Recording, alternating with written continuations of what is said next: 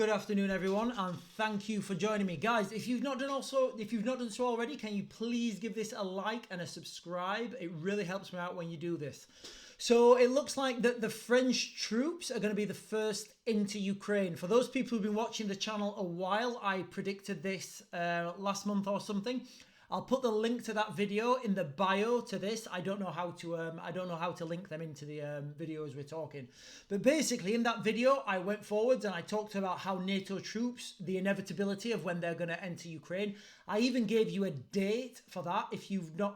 But I'll go watch the other video. I talk about that more in depth. What I want to concentrate on now is what President Macron said and how that ties in perfectly to basically what I said and the situation on the ground in Ukraine. So basically, as we are at the moment, guys, it's looking like, let me just quickly check the map.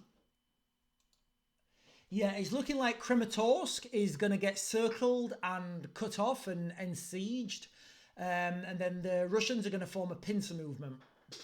Now, what could happen, and I've been warning about this for quite a while on this channel, on our other channels, if the Russians break through the Ukrainian front line, there's literally nothing to stop them, only open fields and tarmac roads, to right up to the River Dnipro. The River Dnipro is a natural choke point, so it'd be very difficult for the Russians to push past the River Dnipro.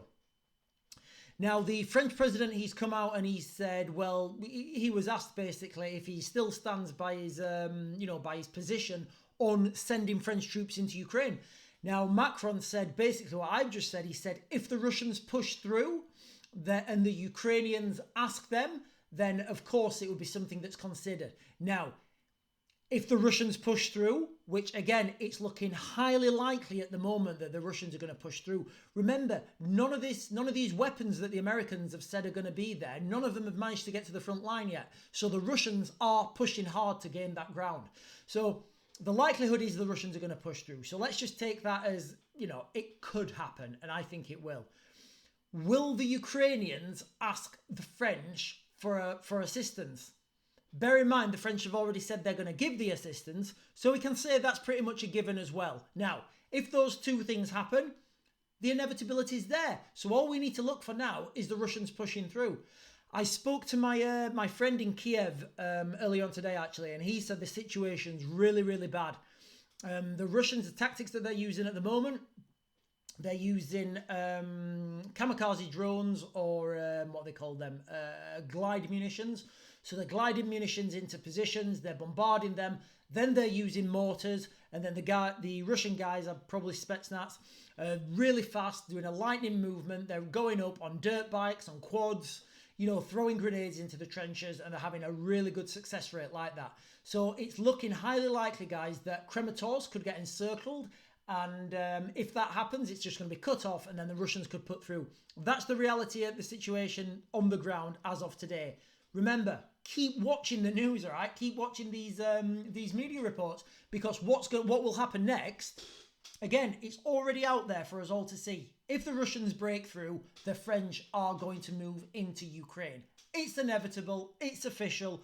They've all come out and said it now. So that's what we need to watch for. Once that happens, guys, okay, you can pretty much guarantee now that everybody's just going to admit, like they should have done 2 years ago, that we're in World War III. That means that all other nations then are going to start increasing their activity. You've got, you've got Iran. You've just got the hotbed in the Middle East at the moment. You've got China that's already been given red lines by America, and it's got red lines crossing X, Y, and Z. You've got, Taiwan, you've got Japan, Australia, New Zealand. You've got all these countries, India and Turkey are the big countries that I've said that India and Turkey are the big ones there. Whichever way they go, they could be the decider.